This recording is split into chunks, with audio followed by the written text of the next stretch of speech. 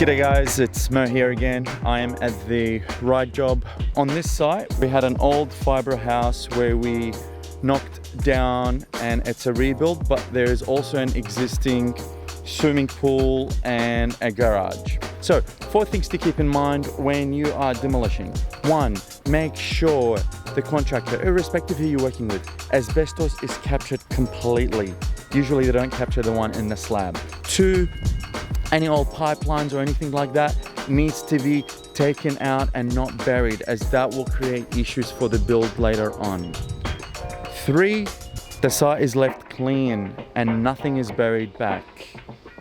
4, make sure the surrounding structures are taken care of, because that can come later on and create a lot of issues. Apart from that, you've got your services disconnection, which is your water and gas. That's straightforward by the service providers. Electricity, however, it needs to be either called in by you to be disconnected by a technician, or the builder can take care of it. Another critical one, insurances. What we've taken an extra cover, an insurance, to cover public liability.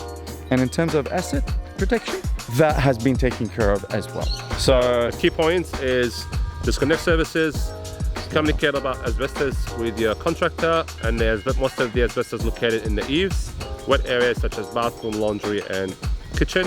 Also be aware that some wet areas will have asbestos in the slab. Also communicate with your contractor to make sure he removes the footings, sewer pipes, stormwater pipe underground, so that way you don't have any issues when it comes to building a new house. What I'll do, I'll actually do a bit of a write-up, a downloadable PDF for all the highlights and the points that you need to take care of, and hopefully that will help you on your journey. See you on the next video.